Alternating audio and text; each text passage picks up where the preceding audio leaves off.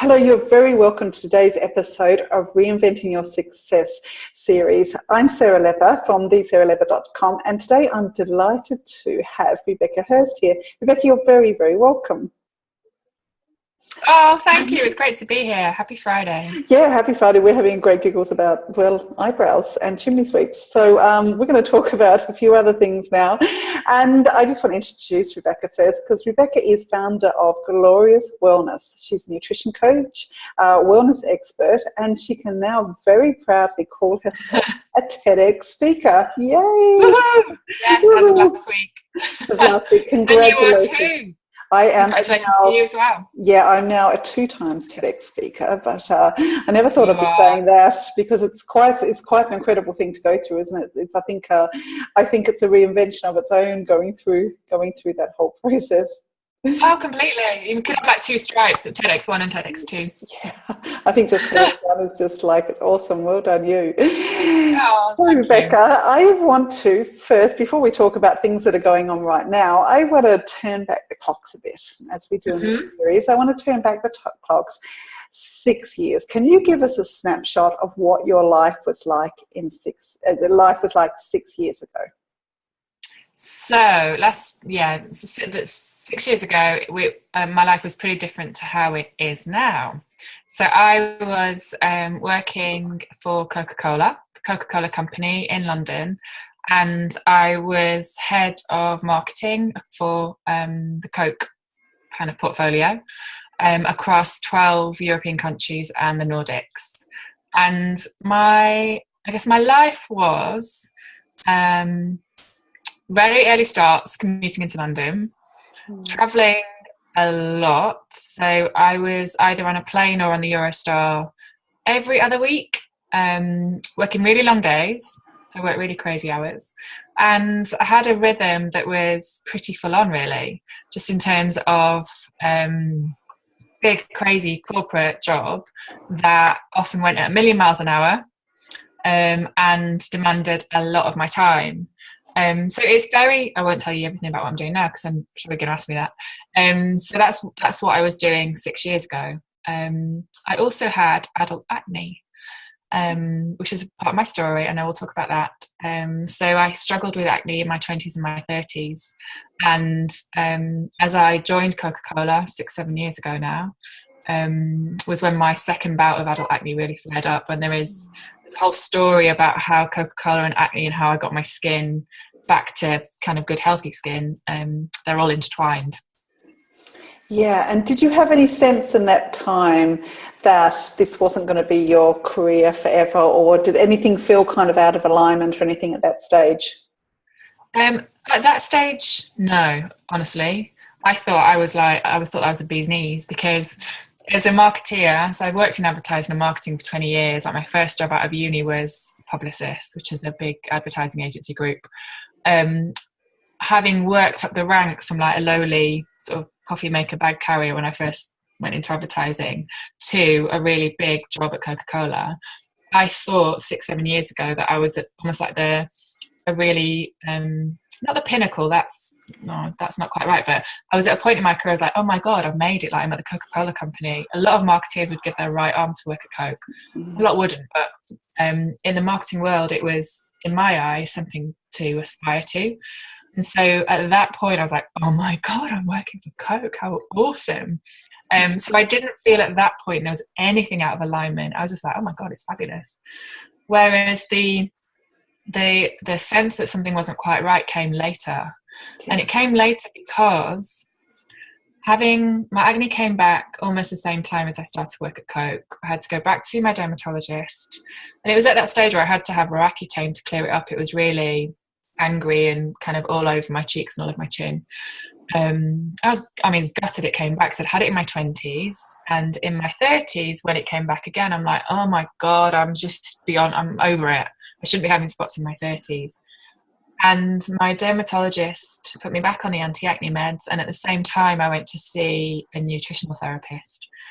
And that was a catalyst in this whole crazy journey called life.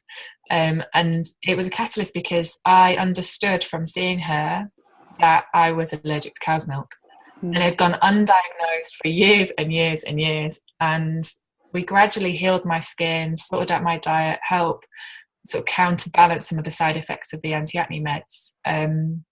And the more that I started to learn about my body and my skin and my kind of flare-ups, the more I became a nutrition nerd. Like, oh my God, I love this stuff. Like, it's just, I'd be the one like sat in bed reading a book about, you know, guts at night or whatever it was, some weird new diet. And the more I learned about me, the more I thought, this is what I really like, this whole kind of nutrition field. So it was only kind of several years later, having gone through that process, that I thought, first of all, nutrition is my thing, or that whole kind of world related to food and looking after ourselves. And secondly, that things started to become misaligned for me, that I was in a job selling soft drinks, and I started to believe passionately that that's not where I wanted to be spending my time. Yeah. And can I just ask you, did you drink Coke? Yeah. Everybody must ask you that. Did you drink Coke? Did you like Coke? Did you drink but drink it's a really interesting one, because when you work for Coca-Cola, there's fridges on every single floor in every single kitchen that are full of drinks, and they're full of Coke, but they're also full of Abbey-Well water and Smart water and Powerade and all those kinds of things. So most people, most of the time, drink Smart water or Abbey-Well mineral water, and then you'll see about 3 o'clock in the afternoon, everyone's got their like kind of pick me up of choice. It might be Diet Coke, it might be full fat Coke. So now and again there'll be something that comes out of the fridge. So yeah, I did drink Coke, and I still do drink Coke. Now this is where people are like, what? You actually drink Coke? And I say, you know what? Now and again, when you're on holiday, if you have a really ice cold Coke with ice in it, and you sat on a beach watching the world go by, there is nothing better. I might drink it twice a year, and I'm all right with that. So yeah, I did drink it now and again, just not very often. That's great. That's brilliant. Did I ever tell you my Coke story? No, tell me your Coke story. I was brought up in a really, really strict household as far as food goes. My parents were very, there was no sugar, there was no, really, really strict around food, and which possibly isn't a great idea, because we just then go crazy and rebel. But when I was around 10, our class went to a tour of the Coca-Cola factory in Adelaide, where I lived. I went to school, primary school in Adelaide. And when we came back, we had to, a whole year, had to write this essay about our day out. And it was a competition, and I won. I won 24 cans of Coke. I'd never had Coke in my life. Your parents were thrilled. Delivered to the front door. I remember the pallet kind of sitting there at the front door, and my parents saying, well, you're not going to drink that. And I gave them all away. I didn't even get one of them. Like, that's your prize.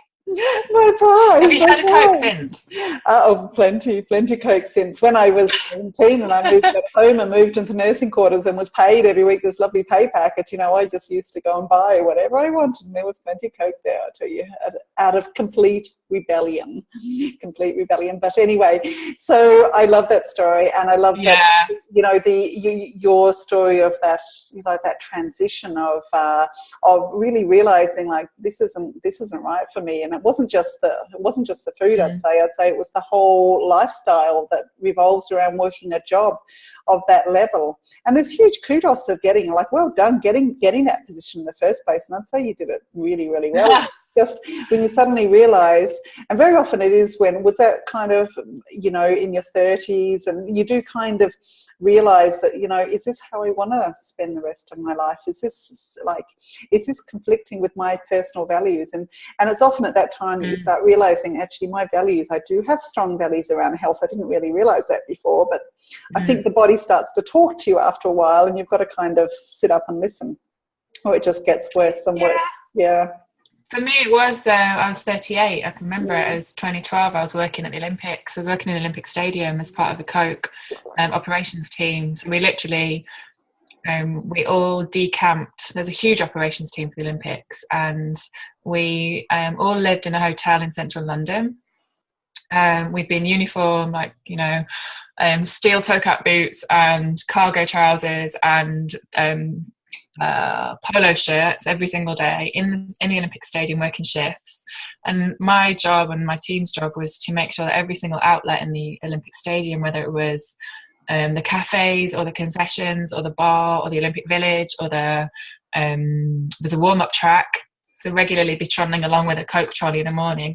We had a little golf buggy full of drinks, filling up Powerade and Coke and water, and see Usain Bolt warming up.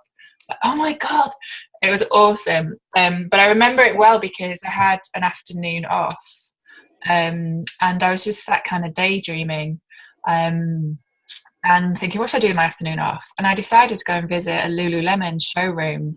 It was way before Lululemon even had stores in London. It was a showroom off the King's Road, and it was near the Crew Hotel. So I wandered over there, thought I'll go and take a look. And as I'm wandering around the showroom, it's a cute little place, I saw on the walls, all of their staff members had written almost like a letter to themselves about where they wanted to be in 2 years, 5 years, 10 years, how they wanted to feel, who they wanted to spend their time with. I was just like, oh my God, that's such a good idea. So I went and kind of sat in a cafe on the King's Road afterwards and wrote my own version of it. And in that, in 2012, I wrote about wanting to set up a wellness practice and to have a holistic skincare clinic. I didn't even know what I really meant, but I just wrote the words down. And I wanted to study nutrition and capacity. So I've still got that little notebook. So I wrote all the things down. I thought, this is what I'm dreaming of almost.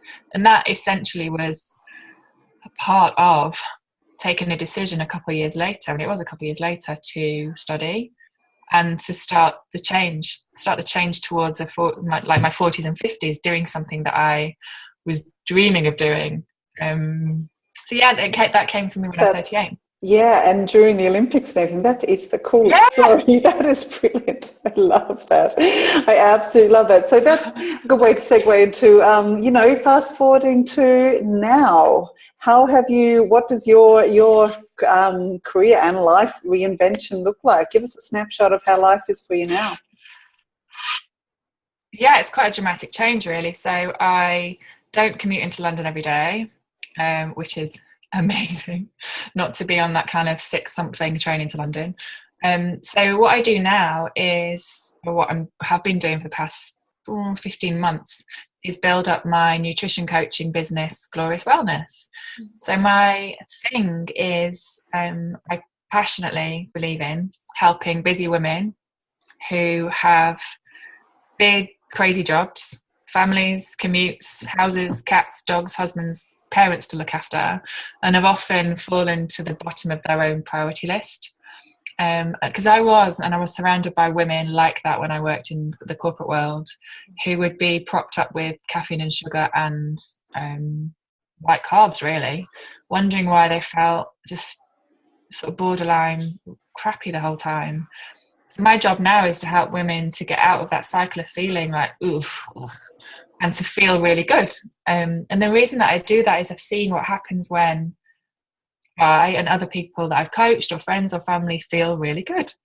One client who came to me because she was so exhausted all the time, by the end of the program and working with her just to make gentle tweaks in the right direction, she literally now sparkles with energy. She applied for a new job, she's been on some amazing travels, she's got so much more get up and go, whereas before she was saying, I'm so tired, I need to spend the whole weekend on the sofa watching TV in my PJs, and she was calling in sick on Monday mornings. I always think of her and the transformation that she's made. The transformation, I've just pointed her in the right direction. She's made such a transformation, it's had such a big impact. That's why I do what I do. And that's how I spend my days now, is either coaching clients like her, or speaking to potential clients about how they might want their life to be, or speaking. So TEDx last Saturday, but other workshops, and helping people see that gentle steps in the right direction are sustainable and have a big impact. Yeah, well, the speaking has to be there. We met at a speaking conference in Portugal in January, so it's we did. Both of us, speaking is definitely on the horizon there. More of it for you, by the sounds of things. Yeah. So tell me, that's amazing. That really is some transformation yourself, and now you're facilitating, this wellness transformation and this movement. And you are now, so you don't get the train into London every day. day. So how long was that commute? No. How long were you spending traveling every day? I would say broadly it was an hour there and an hour back. Mm. For many years it was a lot longer because the office was in the Coke office was in West London, and then it moved to Central London. Yeah. So beforehand it would have been like an hour and 40 each way. So Um, 3.5 hours a day traveling, yeah, plus all of and I the used, travel to other yeah, places. Yeah. and I'm not. Something I've learned about myself in the last 12 months is I'm not a lark. Like, I'm not a natural really early bird. Yeah. So getting up at 5 something to get a train into London was always a bit like, oh. Yeah. And I wouldn't get home till 8:30 at night. So Mm. now I've sort of been able to tune in more to my natural rhythm, which is it's been a lovely opportunity. Really, I'm very grateful for that. I know that I'm not good at 5 a.m. Yeah, and I don't think we're meant to. Bears hibernate for a reason, you know. I think particularly Yeah. when you live in a country that's got a cooler climate, you know, I think it's to get up at 5 o'clock and, you know, really push yourself to get out the door and be dressed a certain way and be careful and be out there. And the world is, it really does bang up against a lot of our natural stuff. We've really got to go with our own rhythms. And now you created a business that you can create your lifestyle first and make your business fit around that, which is and I'm very, very grateful for that. And I kind of tested it to its nth degree in January, because my sister lives in Melbourne, and I had a few clients kind of ongoing at that point, and I spent a month in Melbourne with my sis, and I thought, I'm just going to see whether this kind of business model can work from anywhere.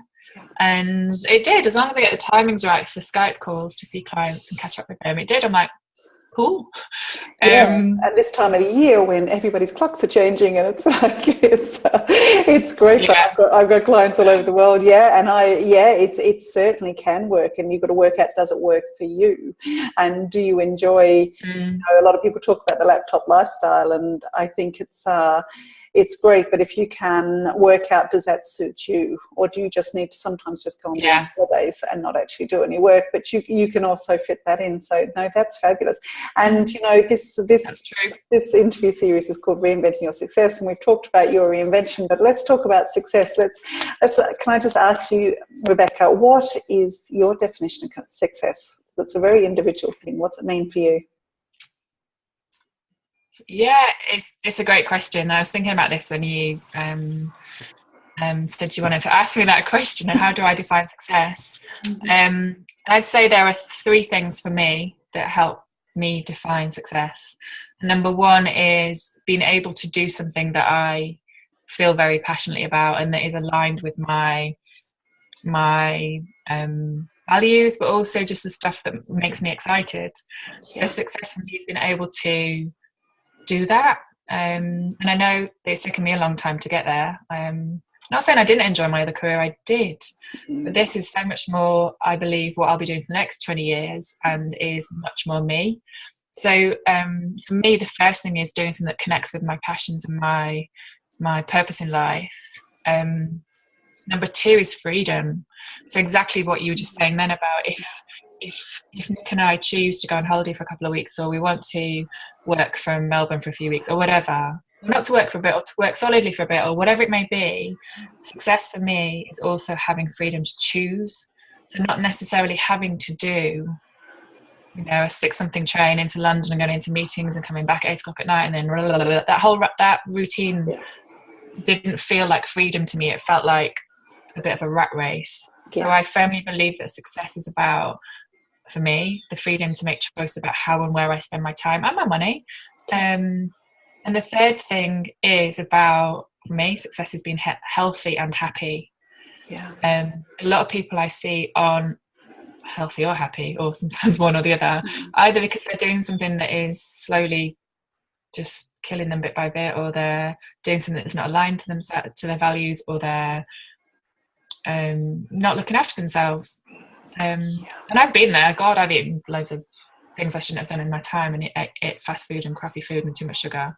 And now I'm like, you know what, if I'm happy and healthy most of the time, that's good, that's success. And then you can choose whether you want to eat that crappy food and now and again. That's how I believe you choose it, but you're also choosing the consequences.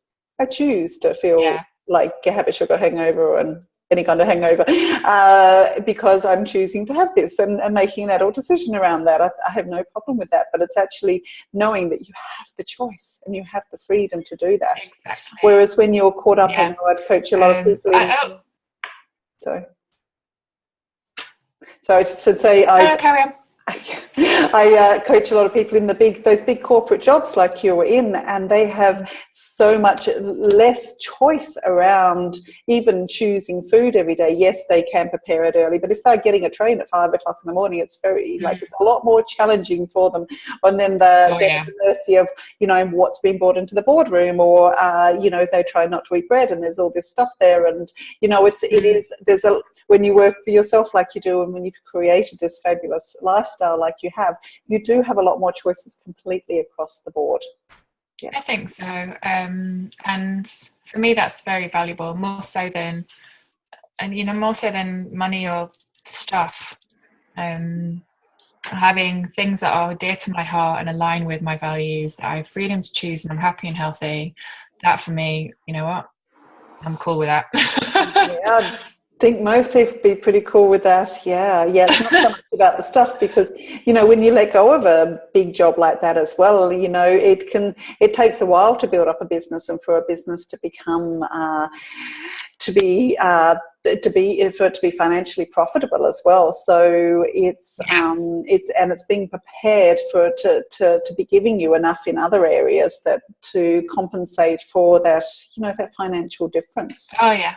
Completely. And that's I still think that's 15 months in, that's a good trade-off. Even though I'm in monetary terms nowhere near as kind of rich as I was, it doesn't matter, because I'm doing something that I firmly believe in. I'm like, cool, let's crack on. And it's building, you're building it all the time. You've set a really solid foundation, and you're doing, you're in alignment with what you really want to be doing. So the money will come with that. It will, absolutely. And it is already. So it's absolutely amazing. Yeah. I love what you've created. And tell me, Rebecca, if you were to think, you've undergone such a big reinvention over the last few years, and if I was going to ask you what would be some reinvention tips, maybe 1, 2 or 3 reinvention tips you would give somebody else who was maybe at the very foundation, they were just having those inklings that something needs to change, I need to change something either in my lifestyle or in my career, what tips would you give them? There are 3 things that I've found to be true on my journey over the past 15 months of kind of transitioning really and starting from scratch. The first has been the importance of listening to your gut instinct. And I would say to people, how do you listen to it? It normally talks to you in the quiet moments. So for me, like the moment after I've been to Lululemon, I'm sat there with a coffee, watching the world go by, writing in my little notebook, thinking, where do I want to be? Like, how do I see my life? So listening to those little messages that pop up, and they sort of pop up again and again and again, I think, until we've actually heard them and like, all right, then I'll write that down. Listen to those little things that just keep popping up in your daydreams or in your I'd love to do that sort of moments. Write them down. That's the first thing, because that's helps you tune into what is really true to you. And the second thing is, I found that change doesn't happen overnight. I started daydreaming about this in 2012, and we're now 2016. What I have found to be most important is taking one step at a time towards that dream, that goal, that thing that you want to create. You read all these things on the internet and on Facebook about my instant, follow my model and you can get 7 figures in a nanosecond, and this is how I did it. I found that to be 7 minutes to a 7-figure business, just buy my special tool. It's not true. You need to take one step at a time consistently towards where you want to get to. And for me, that was the daydream and the thinking, and then deciding to study, and then figuring out how I wanted my 40s and 50s to look, and just gradually kind of inching in the right direction and thinking about it, so that eventually when Coke announced a restructure and I was due to graduate from nutrition school that same year, the two started to come together. So listen to what your gut tells you. Take one step at a time towards that thing, whatever your thing is. And the third thing I've learned is that there's kind of no right or wrong way. And I know that I've had moments of indecision and stuckness and, oh my God, what am I going to do? And in all of those instances, I come back to, it actually doesn't matter. Just take one step forwards, and then you'll get feedback from the universe, from your clients, from your, people around you, whether you're in the right direction. And if you are, crack on, carry on, keep doing what you're doing. And if you're not, you just take a step in a slightly different direction. So I've sort of taught myself not to get caught up in indecision and inertia. Just take one step, and if it's right or wrong, it doesn't matter. Just course correct. Yes, it becomes like a bit of a dance then, doesn't it? Just shuffle a little bit sideways when you think, that's amazing. I often say that business is like one giant game of hotter and colder. You know, that game we played when we're kids, when we're hiding or something, you go towards it, warmer, oh, cooler. And I think it's so much like that. You're like, oh, no, sideways. Yeah. So I love, that's I love. The other things that I've found, listen, take one step forward, get feedback in whatever way it comes. And then the other thing I've learned is that you need a good tribe around you, a good support network of people who get what you're trying to do and who give you energy, and who you get and they get you. So finding my network and my tribe and people that I love to spend time with has been really important. There'll be a million people that I could spend time with, but like, oh my God, you're so brave, and how'd you do that? And that's really risky and raw. I choose to spend my time with people like, oh my God, go girl, do it. I'm right behind you. Like, how can I help you? Yeah. You have to stick to your guns and just go with what your gut tells you. Yeah, that's so important. I think that finding your tribe and finding the people that have got your back, not the people that are coming from their own fears of, oh gosh, what if it doesn't work out, or what if you fail, or what if, coming from all their own fears. That's not progress. Yeah. And you get to choose. It's another thing you get to choose. You get to choose who you spend your precious time with and who you choose to have around you. Yeah. That's fabulous. Yeah, Anything else? So important. Just stick to your guns. Absolutely. I say this a lot, which is your gut instinct only has your best interests at heart, and it's the only one that really speaks to you. So no one else can influence that. So if you know where you want to go and what you want to do, you stick to your guns, because there will be voices in your little twitchy voices in your head, as well as the people around you who don't believe or are coming from their place of fear. You just need to know where you want to go. Yeah, just absolutely inch towards it. The body never lies. The head can tell you all sorts of stories and make up all sorts of stuff from decades and ancestors and everything, but you drop down into your body and drop down into your gut. The gut, it always knows. It always knows. Trust it. What was the title of your TEDx talk, by the way? Trust your gut, she never lies. Yeah.